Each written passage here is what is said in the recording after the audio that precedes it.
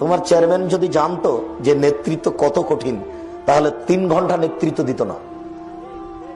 জনগণকে বলতো আমার ভুল হয়েছে, আমি আর দায়িত্ব পালন করব না, আমি গেলাম কাঞ্চন ব্রিজের পিছন দিকে আমার বাপের 10 শতক জমি আছে, ওখানে আমি বেগুন চাষ করে খাবো বাবা, আমি গেলাম, এই দায়িত্ব পালন করতে পারবো না। এদের তো আর হিসাব নাই। আল্লাহ রাসূল বলছেন যে মান উলিয়া বেসনাইন ফাকাত যুবিহা বিগাইরি সিকিন, কাউকে যদি 2 জন মানুষের নেতা করা হয়, 2 জন মানুষের, তাহলে তাকে ছুরিবিহীন জবে করা হলো। 2 জন মানুষের নেতা। তো একটা ইউনিয়নে সাধারণত 10,000 থেকে 50,000 মানুষ থাকে, তাই না? তো 10,000 তো অনেক হয়ে গেল। একজন ইউপি চেয়ারম্যান মানে অন্তত 10,000 মানুষের নেতা।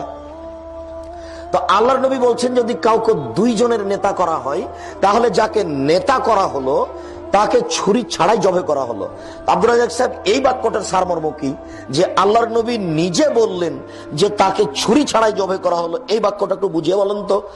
এই বাক্যটার অর্থ হলো এই লোকটা যদি ঠিক ঠিক দায়িত্ব পালন করে ইহকাল যাবে, চেয়ারম্যানই টিকবে না। আর যদি বেঠিক দায়িত্ব পালন করে তাহলে পরকাল টিকবে না, জাহান্নাম যাবে। ইহকালও বিপদ, পরকালও বিপদ। বুঝাতে পারলাম না কথা?